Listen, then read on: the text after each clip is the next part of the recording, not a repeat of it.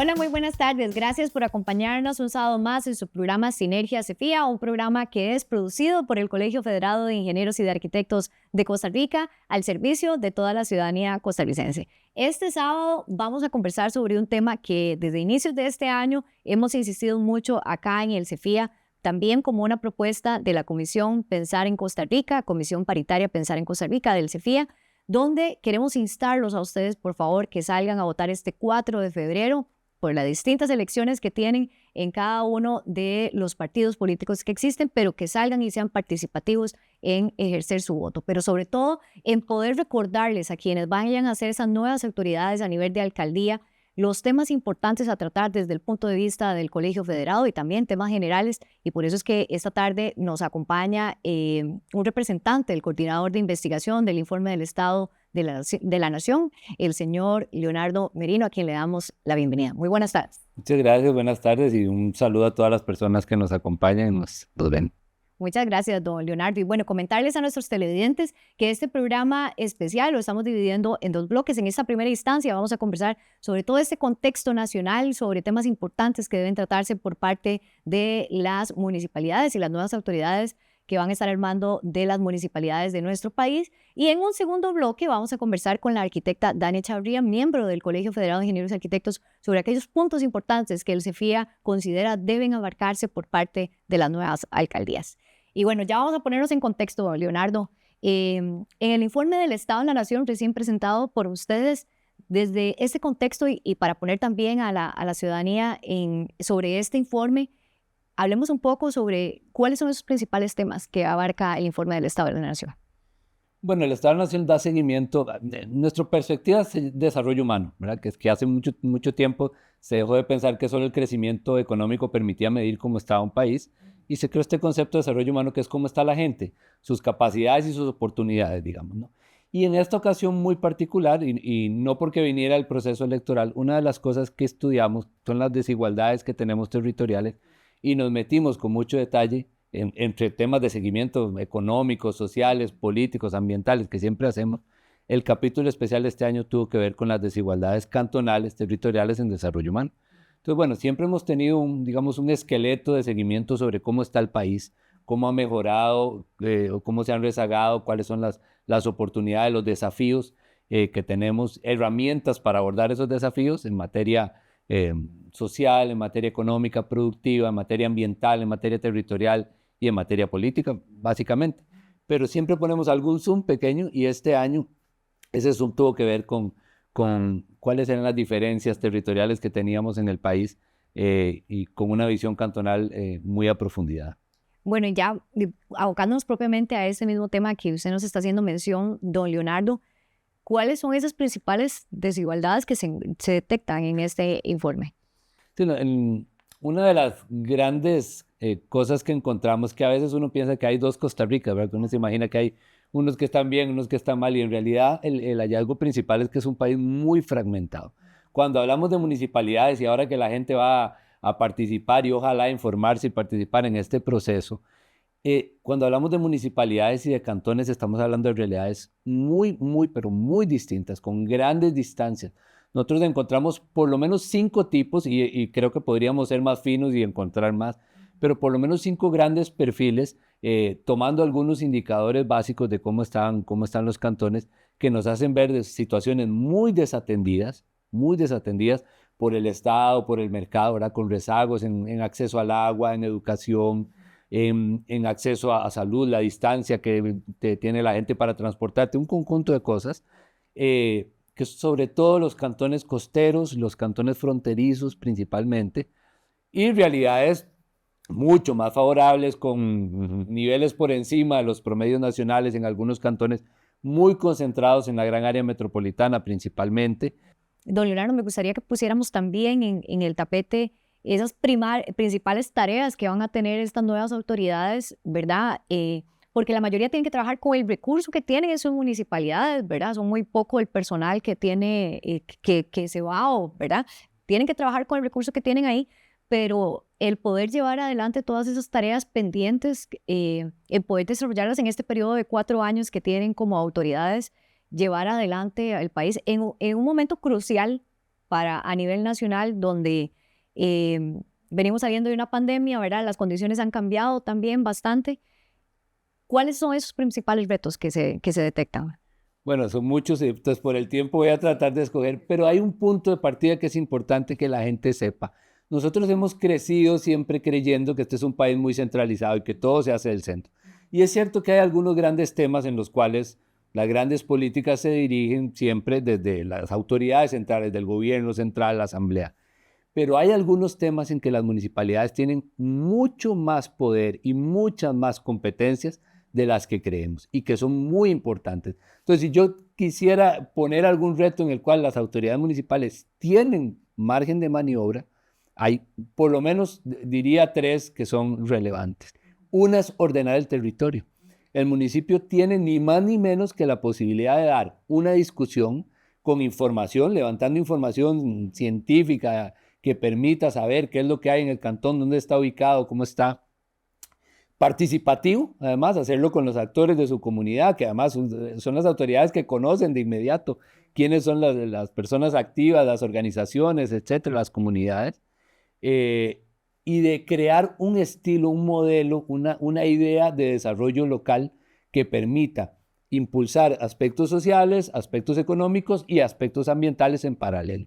Entonces, ni más ni menos que la tarea que tienen las municipalidades de ordenar el territorio, eso es crear planes reguladores o también otras cosas que tienen que ver con ordenar el territorio, que no solamente es el plan regulador, pero solo esa tarea es fundamental porque eso define de una manera informada y participativa cómo se quiere el desarrollo local. Solo dar esa discusión no es ni muy caro dar la discusión, ¿verdad? Después tal vez hacer ciertos planes tiene sus recovecos, pero solo dar esa discusión pone ya a un municipio desde 20 años de arriba de lo que estaba cuando no la ha dado, ¿verdad? Pensar un modelo de desarrollo local que cuide el ambiente, pero que genere empleo, que proteja, que dé seguridad, que reduzca el riesgo, ¿verdad? Hay cantones en este país que tienen toda la vida de ser afectados por desastres, por ejemplo, donde ya se sabe. Y una de las cosas que las investigaciones han encontrado, por cierto, gracias a información del Colegio Federado de Ingenieros y de Arquitectos, es que 1 de cada 4 metros cuadrados, es decir, la cuarta parte de lo que se construye en este país se hace en condiciones de riesgo. Son zonas que no tienen ordenamiento territorial, que tienen alta frecuencia de desastres, donde la gente está lejos de los servicios, por ejemplo, ¿no? Entonces, solamente dar esa primera discusión de cómo ordenar el territorio y pensar el desarrollo local es algo que las municipalidades pueden hacer. Hay otra segunda que es importante.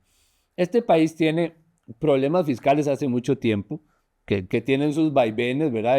Momentos de hace 15 años, momentos mejores, en este momento hay mejores resultados en déficit fiscal, pero este país no tiene grandes recursos para impulsar la política social. Entonces tiene que cuidar sus inversiones en educación, salud, que son temas claves para el desarrollo, no los puede descuidar. Pero una de las cosas que hemos encontrado es que las municipalidades tienen gasto social, hacen cosas, tienen programas para personas adultas mayores, tienen programas recreativos, tienen programas para hacer zonas verdes. Bueno, pensar en política social, en inversión social en las comunidades es algo que es un reto clave, porque cada vez menos probablemente el gobierno central sea el que impulse todas las cosas que es necesario impulsar para mejorar la calidad de vida de la gente. Y yo creo que eso se puede hacer y además hemos demostrado que hay municipios que invierten más y menos en eso.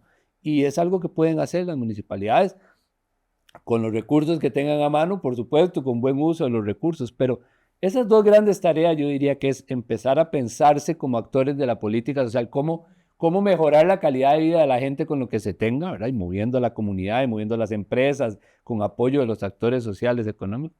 Y lo primero también, ordenar el territorio, que es una tarea que desde los años 60 del siglo pasado tenemos y han cumplido una minoría de municipios hasta la fecha.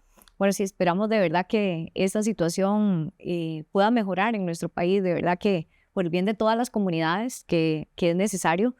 Don Leonardo, se nos está acabando casi que este primer bloque de información y es importante que podamos retomar y recordar a los costarricenses y quienes van a hacer uso de su voto este 4 de febrero, un voto responsable e informado que usted lo mencionaba anteriormente.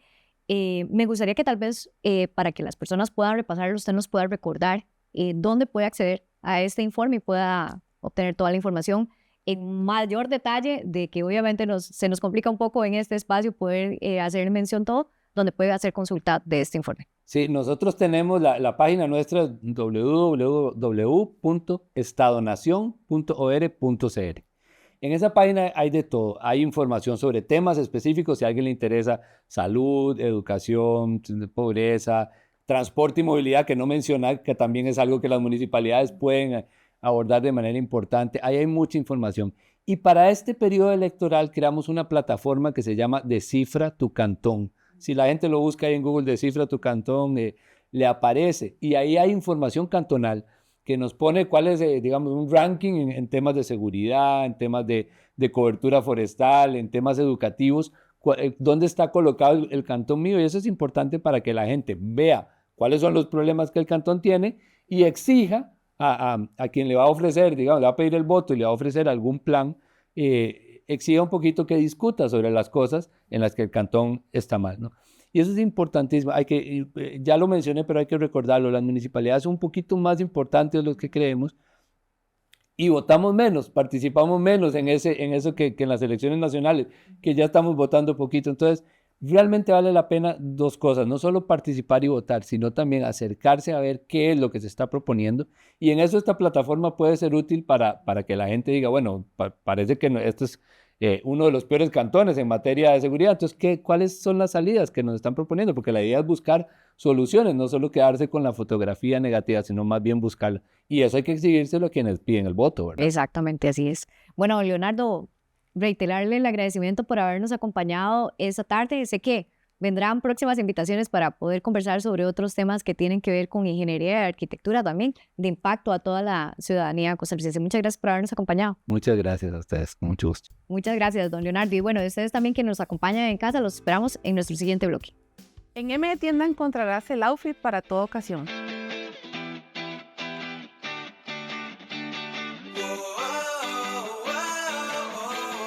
Todas nuestras prendas se encuentran en tendencia y a precios súper accesibles. Te invitamos a visitarnos en nuestra tienda física ubicada en Acerrí, Plaza Geisa, local número 5. Además, a seguirnos en nuestras redes sociales y también pueden hacer sus compras por medio de nuestro WhatsApp y nuestra tienda virtual. Hacemos entregas a todo el país por medio de Correos de Costa Rica.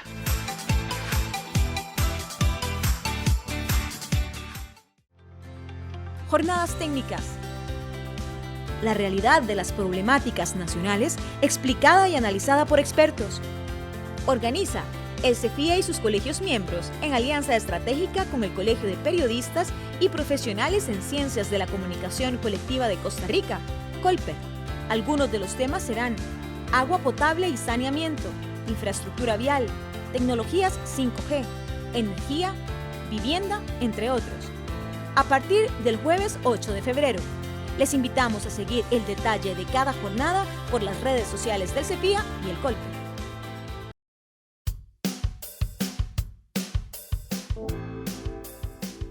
Gracias por continuar en sintonía de Sinergia.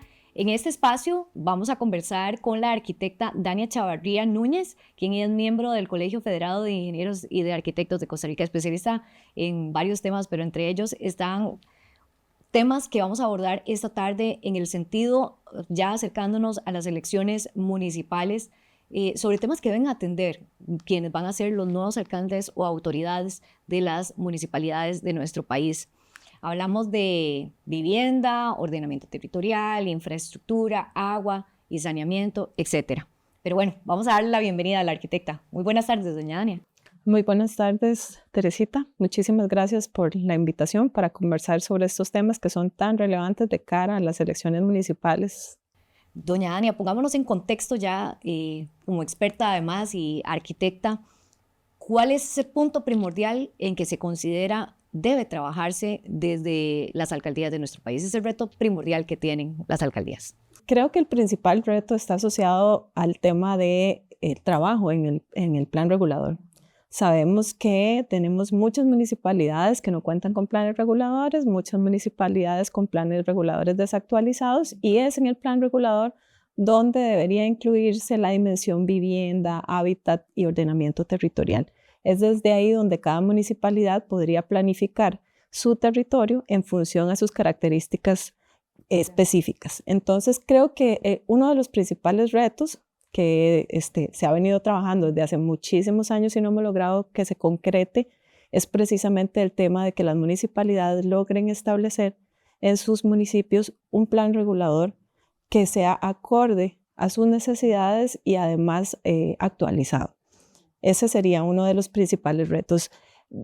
Como sabemos que el tema del plan regulador es difícil de trabajar, es un tema que conlleva mucho esfuerzo, tiempo, los costos, creo que podría también trabajarse en la línea de un plan estratégico municipal que podría dar alguna visión sobre lo que se podría hacer en cada municipio, sin tener que entrar de lleno en el tema del plan regulador y hacer un diagnóstico sobre cuáles son las condiciones o problemáticas o necesidades que tiene cada cantón y a través de este diagnóstico establecer los puntos prioritarios en los que hay que trabajar en temas de ordenamiento territorial, infraestructura y vivienda.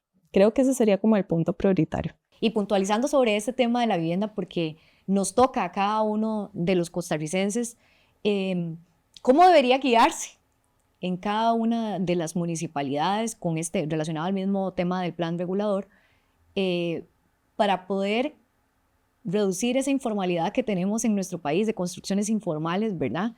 Asociados a una mejor calidad de vida? Creo que ahí el principal aspecto de trabajar es entender cuál es la necesidad específica que tiene cada cantón.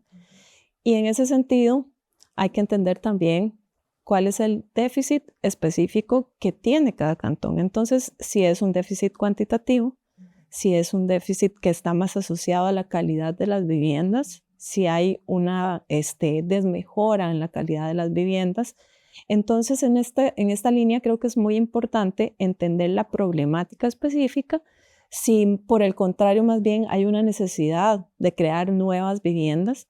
Tenemos cantones que tienen la presencia de muchos asentamientos informales versus cantones donde no existe ni siquiera un asentamiento informal. Entonces, ahí es donde se identifica la importancia de entender primero la problemática específica de cada cantón y en esta línea empezar a trabajar en esa atención y muy importante el tema de el seguimiento de los incentivos. Yo creo que más que trabajar en temas de sanciones, creo que es muy importante también crear herramientas que generen incentivos hacia los constructores y los mismos propietarios para que trabajen en función de generar proyectos que cumplan con ciertas normas, que tengan ciertos parámetros de sostenibilidad, etcétera, en función de incentivos y no tanto de sanciones. Pero en esta línea creo que sí es sumamente importante, como le digo, el conocimiento previo de cuál es el problema al que me enfrento. En el caso, por ejemplo, de la Municipalidad de San José, que es la capital del país, eso lo hace un cantón muy importante.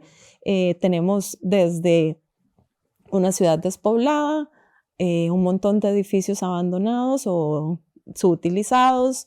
Tenemos además asentamientos informales, tenemos comercio concentrado en zonas específicas de la ciudad donde no hay vivienda. Entonces son zonas que se vuelven inseguras ante la falta de la presencia de personas.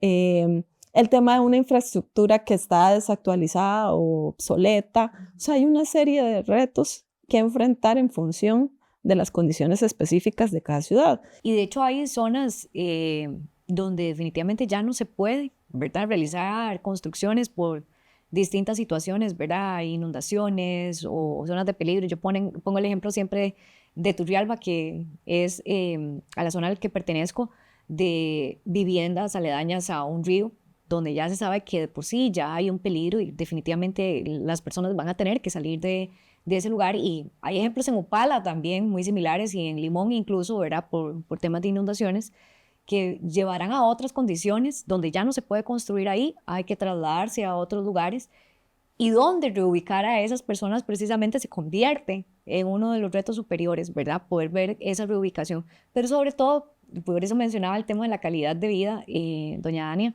porque al final influye, ¿verdad? En todo el desarrollo, porque tenemos que pensar también en que tengamos una escuela cerca, porque para nuestros hijos, o un centro de salud, ¿verdad?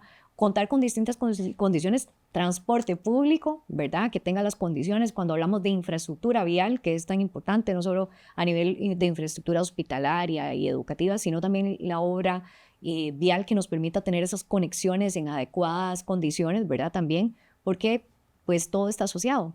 Sí, de hecho, creo que muchos estudios a nivel nacional e internacional revelan la importancia de tener ese desarrollo orientado al transporte, por ejemplo, ¿verdad? Entonces, esto quiere decir que estén más cerca no solo las áreas comerciales y los servicios, sino también las viviendas más cerca de estas rutas principales de transporte público. El uso mixto es una propuesta que siempre va de la mano de este tipo de estrategias, pensando precisamente en que las personas que viven en las ciudades pues tengan acceso inmediato o pronto a un autobús, a un taxi, o que puedan circular a nivel de peatón o en bicicleta. O sea, este es un tema que se mezcla precisamente como lo hablábamos al principio con el tema del ordenamiento territorial, la movilidad, la infraestructura. Las mejores condiciones de infraestructura casi siempre están en los centros de ciudad porque es donde más se invierte, entonces debería de aprovecharse esos espacios para generar vivienda.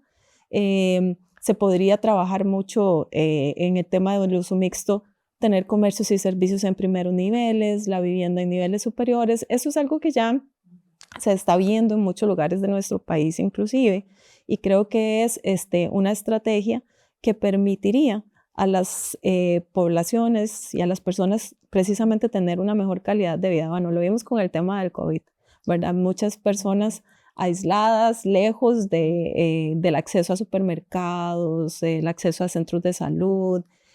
Todo este tema evidenció esta necesidad de tener cerca todos los usos, digamos, de la ciudad.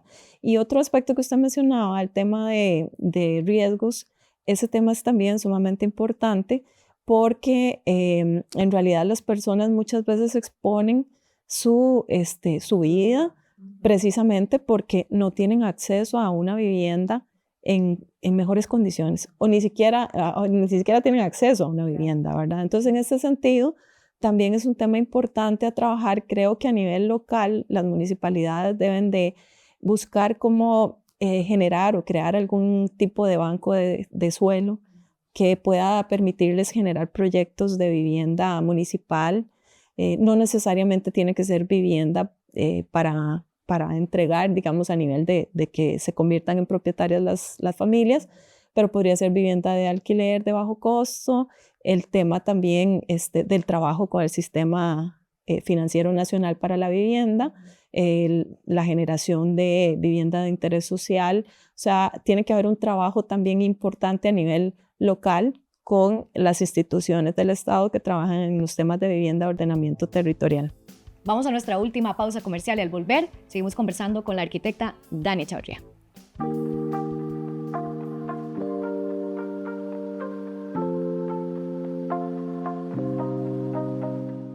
En el tribunal tenemos una serie de vías de información, empezando por nuestra página web www.tse.go.cr. Ahí puede, en una sección de votante informado, ver exactamente cuál es esa oferta política, ver un fichero cantonal, por ejemplo, cómo estamos en esos indicadores, y nuestro cantón pues tiene amplios espacios de mejora donde te es más importante saber escoger. Pero abogamos por ese voto razonado, porque también desde nuestras redes sociales, en Instagram, en Facebook, por ejemplo, hasta haciendo una simple llamada telefónica o mandando un mensaje de texto al número 1020, no solo ahí vamos a poder cualquier persona podrá saber dónde votar. O sea, no solo el cantón, no solo el distrito, sino la escuela, el número de junta y hasta el número de elector va a poder saber para poder ir. Recordemos que tenemos 12 horas para poder ir a votar el próximo 4 de febrero, desde las 6 de la mañana hasta las 6 de la tarde. Pero además, antes de ir, ojalá que podamos dar una revisadita. ¿Cuáles son esos partidos? ¿Cuáles son esos candidatos? ¿Qué propuestas hacen?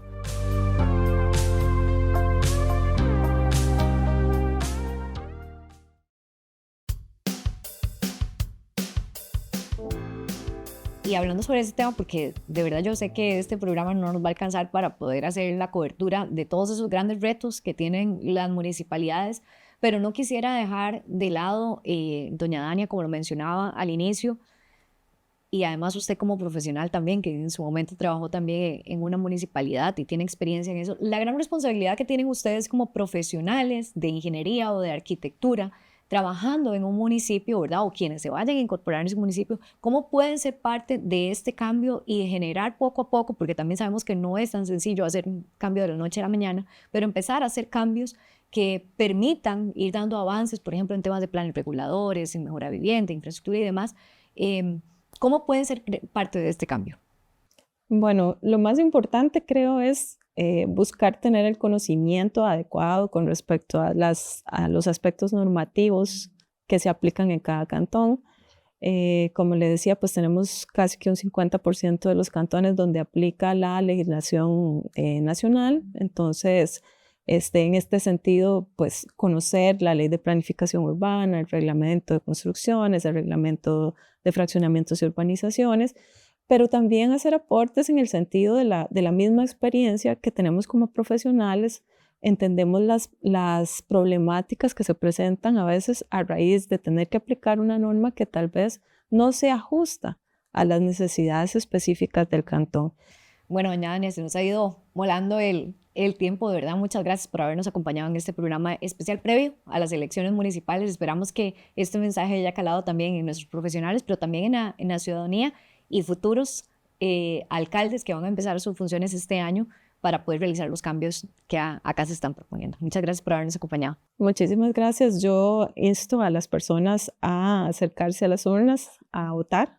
Es muy importante. Estamos decidiendo el futuro de nuestros cantones en los próximos 4 años y es importante también que los profesionales en arquitectura e ingeniería nos acerquemos también a las municipalidades una vez que que los alcaldes sean electos para ponernos al servicio de la comunidad. Muchas gracias. Y yo espero que sí, de verdad, ya en casita, que nos hayan visto en este programa, aprovechen y también analicen y también sean parte de la solución de esos temas. También no solo se queda la responsabilidad en manos de las autoridades, sino también nosotros como ciudadanos tenemos un aporte importante que realizar. Muchas gracias a todos por habernos acompañado y nos esperamos el próximo sábado al ser las 2 de la tarde.